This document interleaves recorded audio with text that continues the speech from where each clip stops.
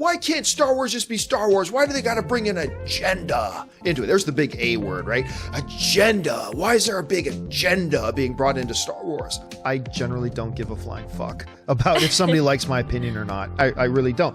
But there's a strategic reason for that too. It's because, look, I get people who remind me of something I said about a movie 5 years ago, right? So, how do they say it? What's that? There are white people, there are black people, there are people with blue eyes, people with brown eyes, people with blonde hair, people with red hair, tall people, short people, skinny people, fat people, some of us a little bit in between. That you may like what we're saying, you may not like what we're saying, but at least you know what we're saying is what we actually think. It's not an agenda. It's just an acknowledgement of the reality around us. John, any surprises about the PG-13 rating for Batman v Superman? No surprises here for a PG-13 rating. I think what is surprising is the reaction I saw online from some people who were shocked. Why doesn't it get an R rated? Really? I couldn't believe it. How many people, number one, were surprised it wasn't R rated, or were upset that it didn't get an R rating? How come Deadpool can get an R rating and Batman can't? Really? There has never been a Batman film, at least not since the second Tim Burton one, because I think the first one was PG. Mm-hmm. There's never been a Batman film that was not PG-13. It's PG-13 is what you do. There's no need for Batman to be rated R. There's no precedent for Batman to be rated R. If DC thinks the best villain to use to make the best movie in Justice League Part 1 is Darkseid, then use Darkseid. Who cares if there's a bunch of whiny fanboys online that go, man, he looks too much like Thanos. Shut up. Who cares? Make the best movie you want to make. I love this spot. Because let's say I want to kick your ass, right? And I'm really mad at Mark, and I want to kick his ass. And I see him in the streets of Burbank, and I decide, you know what? Screw this idiot. I'm going to run him down, which I would never do. But so I hit the gas of the car, and I run into him, and my car bounces off him like a frickin' ping pong ball. Just bounces off him. I am taking a different tone with Mark Ellis at that point. At that point, I'm like, I'm so sorry, sir. Nope, you're the greatest thing ever, Mark Ellis. Look, I didn't like Blade Runner. That makes me very unpopular amongst my smarter sci-fi loving friends that I don't like Blade Runner. But here's the thing. If I'm not honest about what I like and what I don't like, whether it's the popular opinion or the not popular opinion, then how are people who I'm lucky enough to have follow me on Twitter or on YouTube or whatever, how are they ever supposed to believe me when I say I do like something? Chalk this one up to one of the worst career decisions in the history of Hollywood. And he's awful in it. It's not just that he's not Jason Statham. He's bad in the film. Yeah, at some point, he's so predictable. The dad's going to get kidnapped at some point, be used for leverage. Sure enough, as Ashley mentioned in the synopsis of the film, he does get kidnapped by the girls, right? So the girl's like, if you want to see your father alive again, you better do these things. Okay, so they kidnap the dad. And eventually they start working with the girls. You can tell that in the trailer. They start working with the girls. So what do? A little later in the film, the dad gets kidnapped again! This is like saying you have a world-class athlete, and we have gathered together the top nutritionists, doctors, athletic performance, guys, all together to really hone in on this athlete's health and performance. And then they said, we're going to throw you into a lava-filled volcano. That's what this is. That Michael Bay is the lava-filled volcano. Oh, again! No. You're an idiot. You want to know how tall the roof is in my office? That's not a subjective question. How heavy is that car? You can weigh it. What do you measure that tells us the quality of a movie?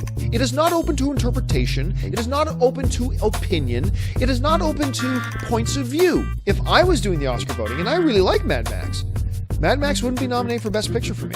Like, I thought it was visually really cool, and the action was great. It was a bombastic experience. It was fantastic. But like I said in my review of the film, I thought the story was kind of weak. And if that offends you, I really don't care that offends you. You're a moron.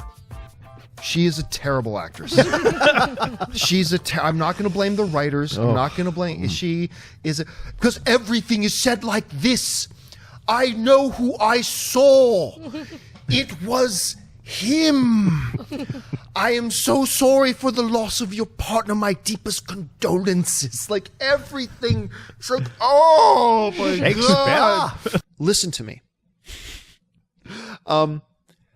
There are more original films being produced today in Hollywood than has ever been produced in the history of the medium.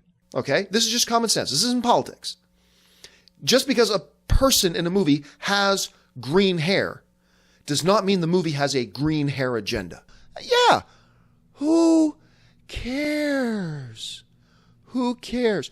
That cop movie has a detective who's kind of gruff and has a dark past, and that movie made a movie with a detective who's kind of gruff with a dark past. They're too similar. Who cares? Twice in the same movie. This time by the other bad guys. We have your father. If you want to see him alive, you better just say, really? Just because somebody is Spanish in a movie doesn't mean that the movie has a Spanish agenda. You're doing this twice in the same movie? I cannot believe how effing amateur this movie is. It's so bad it makes me angry. I'm going to tell you right now, I can say definitively, this is the most entertaining comic book movie I have ever seen. Nonsense. I mean, look, we can talk about how great The Raid is and how great The Raid 2 is, but the fact of the matter is, nobody saw them.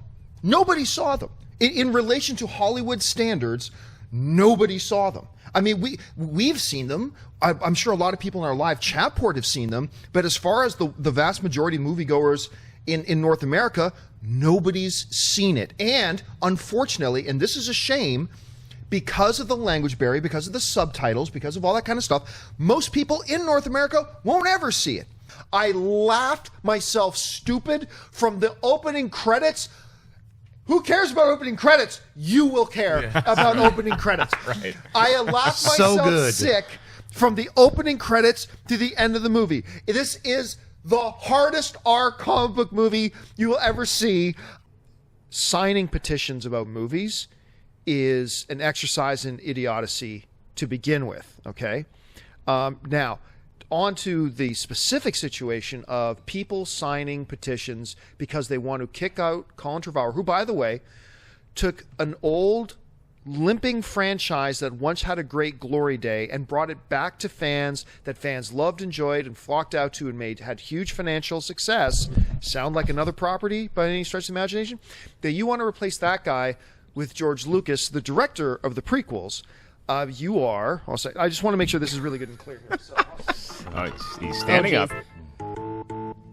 You're an idiot! They go all out, full-fledged, hardcore R as hard as they could possibly make it. Ryan Reynolds was born to play Wade Wilson. Yes. He was born to play Deadpool. Now, we can sit back and be elitist, stupid snobs and go, well, then that's their problem. Or you can allow a studio to take a shot at remake it. Will it be as good as the original Raid? Absolutely not. It's going to be as good as the original Raid. But it's kind of like the other thing. Does it have to be as good as the original Raid? Yes. No, it doesn't. I'll argue. I don't think it's being. It won't matter to somebody who hasn't seen the original Raid in the first place. But here's the thing: I don't think it's being an elitist snob saying, "Hey, stop having this language barrier. See a foreign film." I think it's like. I agree with you. I totally agree. But I don't think it's being an elitist snob. I think it's like asking the audience that exists in America to take more of a chance. And I think with Netflix, especially now, that foreign cinema area lets people not be afraid to check out a foreign film. And you see the Raid on there; they're going to watch them. But oh my God, that's going to open up a whole new dimension. But you know what's going to drive more people to see the original Raid than anything else in the world? A North American remake. I'm not arguing that. I mean, look at what happened with Infernal Affairs, right? Infernal Affairs, greatest cop movie of all time, in my opinion, right? But nobody saw it. What happens when they did a North American remake and they did The Departed? All of a sudden, tons of people went out to see the original because of that. Right. You know how many people saw the original Japanese version of The Ring? Almost nobody. Right. They put a North American version and turn a lot of people, wait, there's an original Japanese version? I think if anything, a North American version, whether it turns out to be good or bad, I think nothing will highlight and drive more people to finally check out the original masterpieces than if we had a North American version of it. You actually feel the chemistry between these two sicko characters. Mm-hmm. Screw that. What does Batman do? You're gonna bleed. He just bounced his car off him, and he's still so badass. He's like talking trash to his face. That was awesome. Yeah. I love that scene so much. And he knows he can still hear him when Superman takes off. Totally. You will. Like, Yeah. he knows he can still You're hear him. super hearing, yo. You And know? he's still talking smack. Yeah. I loved it. I was grinning from ear to ear. And I went back, like, I saw it on TV at first because I was watching the playoffs. And then I immediately grabbed my laptop. I started looking up this spot and watching it over and over again. Totally. It brought back that enthusiasm that I had after watching that Comic-Con It's that trailer. epic face-off. When you Yes. see them silently standing there in that very first trailer, that's the payoff, is that the scene that we just saw in that commercial. Oh, I love it. Anyway, Mark, you saw the spot. It's a fun little fact for you kids at home is every time I leave the studio and I'm driving away, I see Campy running after me. You will! I'm like, what is he? He's doing it again today.